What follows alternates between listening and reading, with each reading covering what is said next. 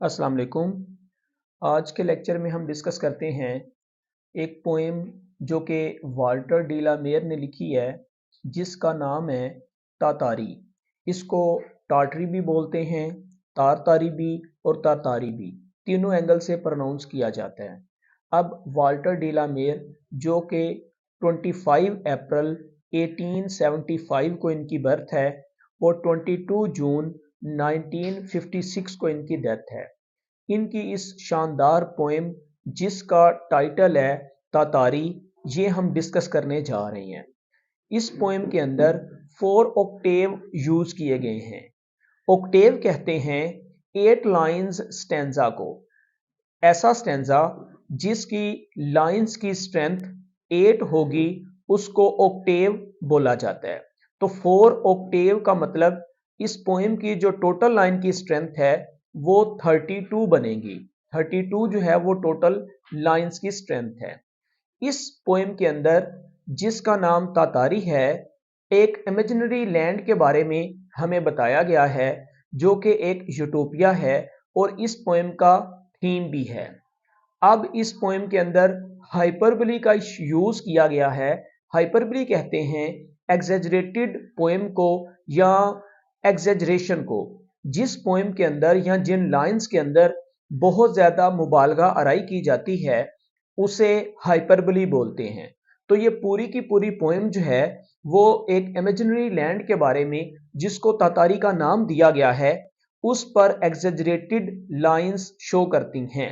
तो ये एक एग्जेजरेशन वाली पोएम है जिसको हम तातारी कहते हैं। ये एक इमेजिनेटिव लैंड है जो कि तस्वराती लैंड है, जिसके बारे में पोएट जो है वो अपने अंदर लव रखता है। इस इंट्रोडक्शन के बाद हम इस पोएम की टेक्स्ट को देखेंगे और उसके बाद जो फिगर ऑफ स्पीच इस पोएम में यूज हुई हैं उनको डिस्कस करते हैं, जैसा कि एलिट्रेशन, कॉन्सोनेंस, एसोनेंस, उसके अलावा कैयुरा का यूज किया गया है, एंजेममेंट का यूज किया गया है, सिमिली यूज हुई है और एनाफोरा का यूज है, ओनोमोटोपिया का यूज किया गया है, हाइफन वर्ड कुछ यूज किए गए हैं इस पोएम के अंदर। तो डिस्कस करते हैं इस पोएम की टेक्स्ट को। If I were the lord of Tartary, if I were lord of Tartary, अगर मैं तातारी का बादशाह होता। इसका मतलब यह है कि इस पोएम के अंदर फर्स्ट लाइन में पोएट जो है वो ख्वाहिश का इजहार कर रहा है। चूंकि ये एक शदीद ख्वाहिश का इजहार कर रहा है, इस वजह से पोएट ने फर्स्ट लाइन में आई के साथ वर का वर्ड यूज किया गया है। देखें, इफ आई वर, यहां होना यह चाहिए था कि आई वाज। आम रूटीन में आई के साथ वाज का हेल्पिंग वर्ब यूज करते हैं, लेकिन यहां आई के साथ वर यूज किया गया है, जिससे यह पता चलता है कि शदीद ख्वाहिश का इजहार किया गया है। देखते हैं, if I were lord of Tartary, अगर मैं तातारी का बादशाह होता। तो चूंकि शदीद ख्वाहिश का इजहार है, हम कह सकते हैं कि वो कहना यह चाह रहा है काश मैं तातारी का बादशाह होता। उसके बाद पोएट कहता है my self and me alone, मैं अकेला। माई सेल्फ, मैं, एंड मी, बिल्कुल, मतलब कि मैं बजाते खुद तने तन्हा या अकेला बादशाह होता, मतलब मेरे साथ और कोई ना होता। उसके बाद पोएट कहता है my bed should be of Ivory, मेरा जो बेड है, बिस्तर है, वो हाथी के दांत का बना हुआ होता। Bed should be of ivory, हाथी के दांत, ivory. Of beaten gold my throne, और जो मेरा तख्त है वो कूटे हुए सोने से बना हुआ होता। बीटन गोल्ड, कूटा हुआ सोना, थ्रोन मेरा तख्त, मतलब जिस तख्त पर मैं विराजमान होता या बैठता वो कूटे हुए सोने के साथ बनाया गया होता। उसके बाद पोएट कहता है एंड इन माई कोर्ट, और मेरे दरबार में शुड पीकॉक्स फ्लांट, वो बड़े इतराते हुए चलते। फ्लांट का मतलब है इतराते हुए चलना। पीकॉक्स मोरों के लिए यूज किया गया है, मतलब मेरे दरबार में मोर इतराते। And in my forest tigers haunt, और मेरे जंगलात में शेर या चीते जो है वो शिकार करते फिरते। मेरे जंगलात जो कि तातारी के जंगलात हैं, वहां पर चीते शिकार करते। And in my pools great fishes slant, और मेरे तालाबों में अजीम मछलियां तिरछे अंदाज में तैरती। स्लांट का मतलब है तैरना, तिरछे अंदाज में तैरना। वैसे तो आम रूटीन में फिश को प्लूरल फॉर्म नहीं बनाया जाता, लेकिन पोएट के पास ये जो है वो ऑप्शन मौजूद होता है कि वो किसी सिंगुलर चीज को प्लूरल या प्लूरल चीज को सिंगुलर बना सकता है। इस वजह से मुख्तलिफ किस्म की मछलियों के लिए भी फिशेस का वर्ड यूज किया जा सकता है। आम रूटीन में फिश का जो प्लूरल है वो फिश ही है, लेकिन जब वैरायटी की बात होगी तो फिर फिशेस यूज किया जा सकता है। तो इस वजह से एग्जेजरेशन करते हुए पोएट ने फिशेस का वर्ड यूज किया गया है, जैसा कि मुख्तलिफ किस्म की मछलियां, मुख्तलिफ पानियों की मछलियों का जिक्र है। पूल्स का मतलब है तालाब। देयर फिन्स, और उनके जो पंख हैं, मतलब जो मछलियों के पर हैं या पंख हैं, वो जो ऊपर सिल्स बनी होती हैं, फिन्स अथवर्ड द सन, वो सूरज की रोशनी को आर पार गुजरने देती। अथवर्ड का मतलब है जब ट्रांसपेरेंट कोई चीज हो और उसमें से रोशनी आर पार गुजर जाए, इसलिए सूरज की रोशनी उनके फिन्स से आर पार गुजरती। If I were lord of Tartary, काश मैं तातारी का बादशाह होता। ट्रम्पिटर्स एवरी डे, तो बिगल बजाने वाले हर रोज। ट्रम्पिटर्स कहते हैं बिगल बजाने वाले को, मतलब मौसीकी के इंस्ट्रूमेंट्स चलाने वाले, रोजाना। टू ऑल माई मील्स, मेरे तमाम खानों के वक्त, शुड समन मी, वो मुझे बुलाते। एंड इन माई कोर्टयार्ड्स ब्रे, और मेरे दरबारों में, मेरे सहन के अंदर ब्रे आवाज बजाई जाती। दूसरे लफ्जों में ब्रे लफ्जी मीनिंग होता है घोड़े की आवाज, लेकिन यहां पर जो है वो ब्रे का मतलब ये है कि मौसीकी की बहुत ऊंची आवाज। वैसे तो घोड़े की आवाज होती है, लेकिन यहां पर जो दरबार में या सहन में ऊंची ऊंची आवाज, गूंज पैदा होती है, उसके लिए यूज किया गया है। And in the evening lamps should shine, और शाम के वक्त लैंप चमकते या वो जगमगाते या रोशनी पैदा करते। और उनकी रोशनी लैंप की कैसी होती? Yellow as honey, red as wine, ऐसे वो जर्द होते जैसे शहद जर्द होता है, या फिर ऐसे वो सुर्ख होते रोशनियां जैसे कि शराब सुर्ख रंगत की होती है। तो यहां पर सुर्ख रोशनी और येलो रोशनी का जिक्र किया गया है। येलो को हनी के साथ कंपेयर किया गया है और रेड को वाइन के साथ कंपेयर किया गया है। नेक्स्ट है वाइल हार्प। हार्प बरबत को कहते हैं, मौसीकी का आला। एंड फ्लूट, ये बांसुरी को कहते हैं, ये भी मौसीकी का एक आला है। एंड मैंडोलिन, इसको गिटार कहते हैं, ये भी मौसीकी का एक आला है। तो स्टार, बांसुरी और बरबत, ये सारे जो हैं वो क्या करते? मेड म्यूजिक स्वीट एंड गे, वो मौसीकी को बहुत ज्यादा प्यारा और बड़ा खुशकुन बना देते। ठीक है। नेक्स्ट है if I were lord of Tartary, काश मैं तातारी का बादशाह होता। I would wear a robe of beds, रोब कहते हैं कीमती लिबास को।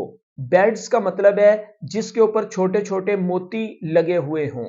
आई वुड वियर, मैं पहनता, अ रोब, एक ऐसा लिबास या चोगा, ऑफ बेड्स, जिसके ऊपर मोती लगे हुए हों। और वो मोती किस तरह के हैं? वाइट, सफेद रंगत के मोती, एंड गोल्ड, सुनहरी रंगत के मोती, and green they would be, और सबज रंगत के मोती। ये मोती सबज, सुनहरी और सफेद रंगत के होते। And small and thick as seeds, और ये जो मोती हैं ये बड़े छोटे छोटे होते और बड़े घने लगाए गए होते। स्मॉल का मतलब है छोटा होना और थिक का मतलब है घना होना। तो यहां पर यह भी पता चला कि जो चीज जितनी छोटी होती है वो उतनी कदरों मंजिलत में बड़ी होती है, और जो गहरी या घनी अंदाज में लगाई गई होती है।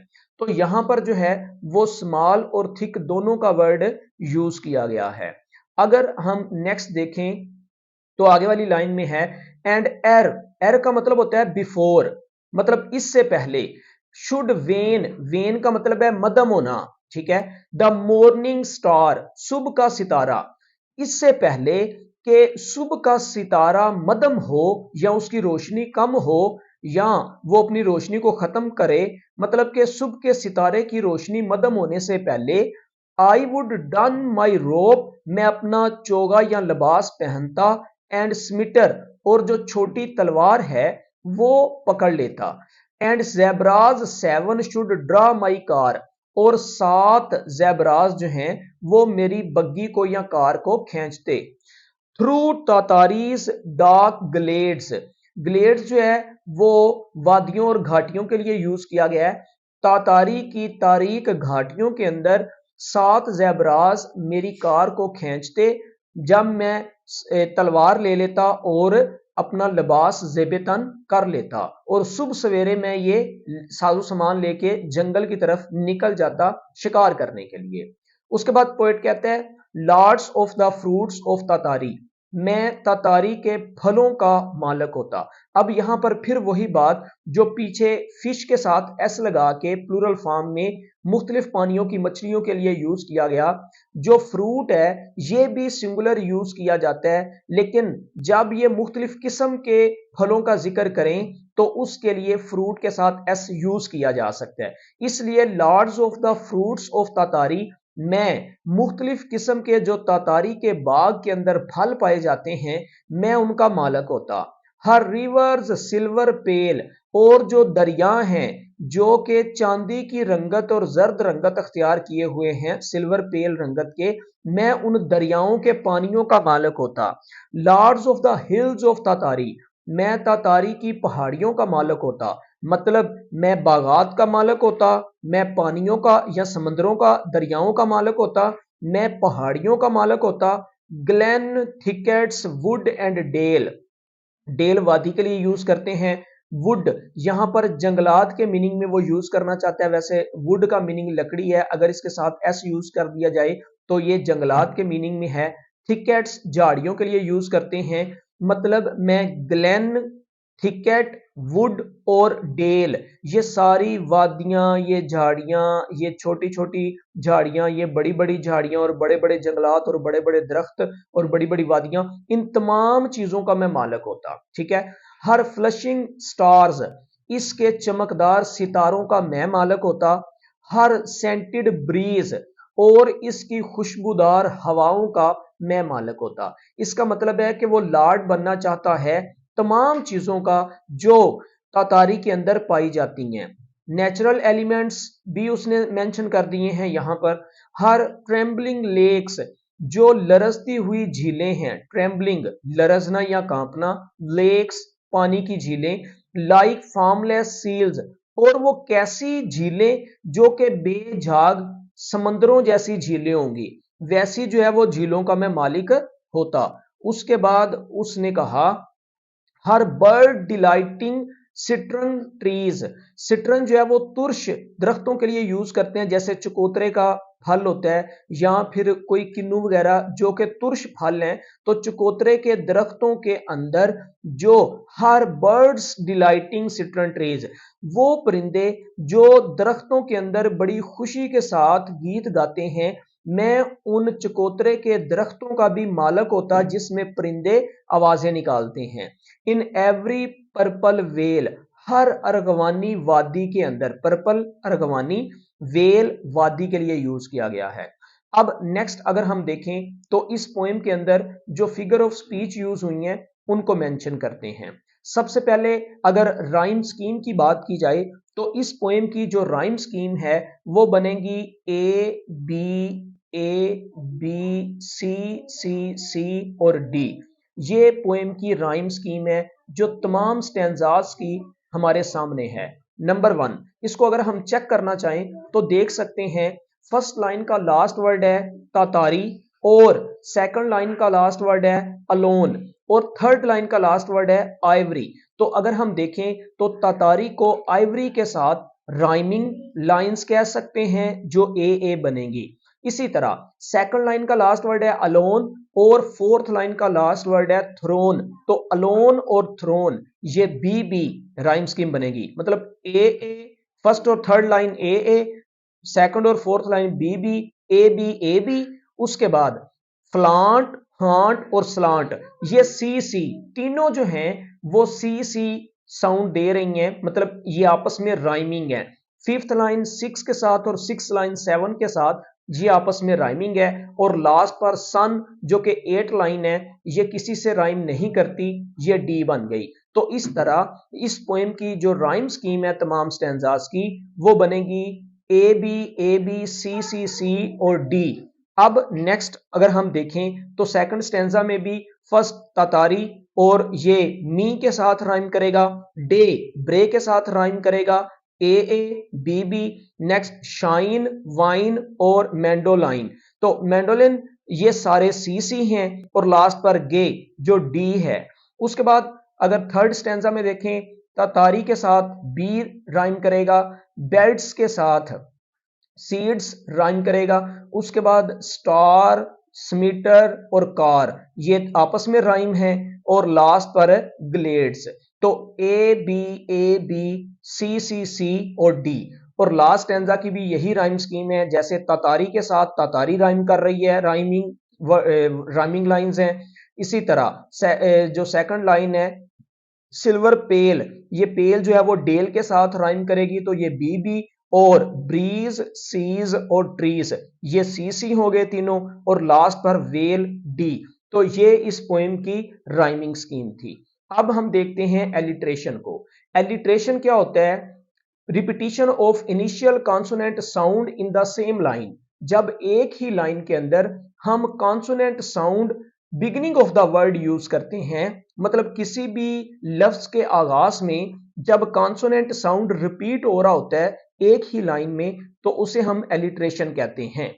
जैसा कि लाइन नंबर 2, 3, 11, 13, 16, 19, 20, 21, 29 और 30 इनके अंदर हम देख सकते हैं। लाइन नंबर 2 में अगर हम देखें तो माई सेल्फ और मी, ये एम ये कॉन्सोनेंट साउंड है जो कि रिपीटिशन है कॉन्सोनेंट की, और ये इनिशियल कॉन्सोनेंट साउंड है, मतलब कि लफ्ज के स्टार्ट पर आ रहा है। तो बिगिनिंग ऑफ द वर्ड जो है वो सेम रिपीटिशन है कॉन्सोनेंट लेटर की या साउंड की, जो माई सेल्फ और मी।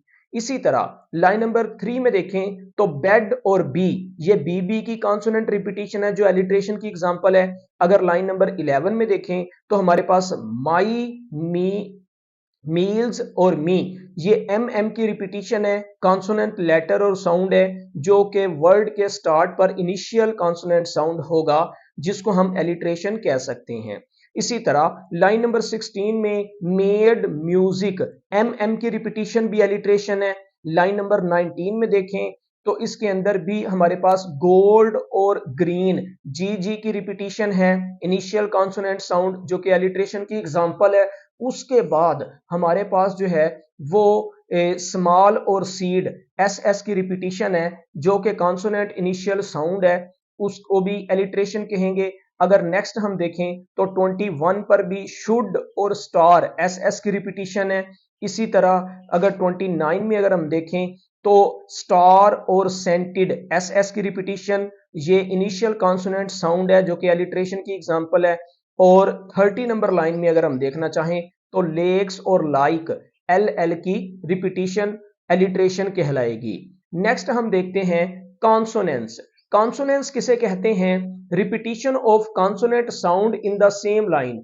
जब हम एक ही लाइन के अंदर कॉन्सोनेंट साउंड को रिपीट कर रहे होते हैं तो उसको हम कॉन्सोनेंस बोलते हैं, जैसा कि लाइन नंबर 5, 7, 14, 19, 24, 30 वगैरह में देखा जा सकता है। लाइन नंबर 5 में अगर हम देखें तो हमारे पास है कोट और फ्लांट, ये टी कॉन्सोनेंट की रिपीटिशन है लेकिन ये वर्ड के एंड पर है, तो जब वर्ड के एंड पर कॉन्सोनेंट की रिपीटिशन आएगी तो इसको हम कॉन्सोनेंस कहेंगे। इसी तरह लाइन नंबर 7 में देखें तो ग्रेट और स्लांट, टी की रिपीटिशन है वर्ड के लास्ट पे जो कि कॉन्सोनेंट साउंड है, कॉन्सोनेंस की एक एग्जांपल के तौर पर पेश किया जा सकता है। लाइन नंबर 14 में देखें तो एज और एज, जो एस की रिपीटिशन है, ये भी एक कॉन्सोनेंस की एग्जांपल है। नेक्स्ट लाइन नंबर 19 में देखें तो हमारे पास ये जो गोल्ड और वुड है, ये डी की रिपीटिशन, ये भी कॉन्सोनेंस की एग्जांपल है। उससे आगे देखें तो लाइन नंबर 24 के अंदर भी हमारे पास तातारीज ग्लेड्स, एस की रिपीटिशन है, ये भी कॉन्सोनेंस की एग्जांपल है। और नेक्स्ट अगर हम 30 लाइन में देखना चाहें तो हमारे पास फार्मलेस सीज और लेक्स, एस एस की रिपीटिशन जो कि एंड ऑफ द लाइन है, जिसको हम कॉन्सोनेंस कह सकते हैं। अब आगे देखते हैं एसोनेंस को। इस पोएम के अंदर एसोनेंस को भी बहुत यूज किया गया है। एसोनेंस होता है repetition of vowel sound in the same line. जब वाउल साउंड को एक ही लाइन के अंदर रिपीट किया जाता है तो इसको एसोनेंस बोलते हैं। जैसे लाइन नंबर 2 में अगर हम देखें तो हमारे पास जो है वो एंड और अलोन ए की रिपीटिशन है। अगर लाइन नंबर 4 में देखना चाहें तो हमारे पास ओव और गोल्ड और थ्रोन ओ की रिपीटिशन नजर आ रही है। अगर लाइन नंबर 5 में देखना चाहें कोट शुड पीकॉक तो ओ की रिपीटिशन फिर नजर आ रही है। लाइन नंबर 14 में देखें तो हमारे पास एज ये ए की रिपीटिशन, ये भी एक वाउल साउंड है जो कि रिपीटेड हमारे सामने। तो इस तरह करके हम जो है वो एसोनेंस की एग्जांपल जो कि वाउल साउंड की रिपीटिशन है वो एक ही लाइन के अंदर देख सकते हैं। उसके बाद इस पोएम के अंदर कैयूरा का भी इस्तेमाल किया गया है। कैयूरा किसे कहते हैं? जब पोएट एक लाइन के अंदर पंचुएशन मार्क के जरिए ब्रेक या पास करता है तो इसको कैयूरा बोलते हैं। जैसे लाइन नंबर 2 में अगर हम देखें तो माई सेल्फ के बाद कोमा यूज किया गया है जो कैयूरा की एक एग्जांपल है। उसके बाद लाइन नंबर 14 के अंदर येलो एज हनी आगे कोमा यूज किया गया है। ये भी पंचुएशन मार्क है सेंटेंस को ब्रेक करने के लिए, जिसको हम कैयूरा कहेंगे। उसके अलावा वाइन के बाद भी कोमा यूज किया गया है और हनी के बाद, तो हनी के बाद जो कोमा है ये कैयूरा की एग्जांपल है। उसके बाद लाइन नंबर 19 के अंदर वाइट और गोल्ड के बाद कोमा यूज किया गया है। उसके बाद लाइन नंबर 28 के अंदर ग्लेन थिकेट और वुड के बाद भी कोमा यूज किया गया है। तो उस कैयूरा के बाद हम देखते हैं एंजेममेंट को। एंजेममेंट किसे कहते हैं? जब कोई पोएट लाइन को स्टार्ट करता है लेकिन जब तक हम उस लाइन से अगली लाइन ना पढ़ें, उस लाइन की प्रॉपर अंडरस्टैंडिंग डेवलप ना हो, उस टेक्निक को एंजेममेंट कहते हैं। सादा लफ्जों में ये कह लें कि जब किसी लाइन को समझने के लिए उससे अगली लाइन भी पढ़नी पड़े, उस टेक्निक को एंजेममेंट कहते हैं। और ये रन ऑन लाइन होती है, रन ऑन लाइन, इसको रन ऑन लाइन बोलते हैं और इस टेक्निक को एंजेममेंट कहते हैं। तो जैसा कि मैं यहाँ एक एग्जांपल देता हूँ, ट्रम्पेट्स एवरीडे, बिगल बजाने वाले हर रोज। अब वो क्या करते हैं, इसकी प्रॉपर अंडरस्टैंडिंग डेवलप नहीं हुई, जब तक आगे वाली लाइन ना पढ़े समझ नहीं आएगी। जैसे trumpeters everyday to all my meals should summon me, वो बिगल बजाने वाले मौसीकी बजा के मुझे बुलाएंगे मेरे खानों पर। तो यहां पर हमें प्रॉपर अंडरस्टैंडिंग डेवलप उस वक्त होगी जब हम नेक्स्ट लाइन को पढ़ेंगे। तो लाइन नंबर 10 जो है उसको समझने के लिए लाइन नंबर 11 भी पढ़नी पड़ेगी, जो कि एक एंजेममेंट की एग्जांपल हमारे सामने है। उसके बाद आगे हम देखें तो जो लाइन पढ़ने से, इसके बरक्स जो लाइन पढ़ने से एक लाइन की प्रॉपर अंडरस्टैंडिंग डेवलप हो जाए तो इस टेक्निक को एंड स्टॉप लाइन बोलते हैं। आगे अगर हम चलें तो इस पोएम के अंदर सिमिली को भी यूज किया गया है। जैसा कि यहाँ पोएट ये कहना चाहता है yellow as honey red as wine, तो येलो के साथ सिमिली ये होता है टू डिफरेंट थिंग्स को कंपेयर करना सेम क्वालिटी की बुनियाद पर। वो येलो एज हनी, जर्द जो है वो शहद के साथ और रेड जो है वो वाइन के साथ कंपेयर करता है, तो ये एक सिमिली की एग्जांपल है। इसी तरह लाइन नंबर 20 अगर हम देखें तो the small and thick as seed, मोतियों को बीजों के साथ कंपेयर किया गया है, इसको हम सिमिली कहेंगे। उसके बाद अगर हम देखें तो लाइन नंबर 30 भी हर ट्रेम्बलिंग लेक्स लाइक फार्मलेस सीज, झीलों को बेजाग समंदरों के साथ कंपेयर किया गया है, यह भी सिमिली की एक एग्जांपल है। अब हम आगे देखते हैं एनाफोरा को। एनाफोरा किसे कहते हैं? रिपीटिशन ऑफ सेम वर्ड्स और phrases in successive lines is called anaphora. सादा लफ्जों में यह कह लें कि एक ही लफ्ज या एक ही फ्रेज का मुख्तलिफ लाइनों के अंदर स्टार्ट पे इस्तेमाल होने को एनाफोरा कहते हैं। Repetition of same words in successive lines in the beginning, start के अंदर जो रिपीटिशन है वर्ड की या फ्रेजेस की, वो बार बार अगर 2 या 3 लाइनों में आए तो वो एनाफोरा होता है। जैसा कि लाइन नंबर 5 और 7 तक अगर हम पढ़ें तो and in my court, and in my forest, and in my pools, तो ये एंड इन माई से स्टार्ट हो रहे हैं। तो ये जो फ्रेजेस हैं ये एनाफोरा की एक एग्जांपल है। उसके बाद लाइन नंबर 12 और 13 को अगर हम देखें तो and in my courtyard और and in my evening, and in my यहां भी रिपीटेड है जो एनाफोरा की एग्जांपल है। नेक्स्ट अगर हम 29, 30 और 31 नंबर लाइन को देखें तो यहां हर फ्लशिंग स्टार्स, हर ट्रेम्बलिंग लेक, हर बर्ड डिलाइटिंग सिट्रन ट्रीज, तो ये जो हर का वर्ड है ये beginning of the line repeated है सक्सेसिव लाइंस के अंदर, जिसको हम एनाफोरा कहेंगे। अब नेक्स्ट देखते हैं ओनोमोटोपिया। ओनोमोटोपिया किसे कहते हैं?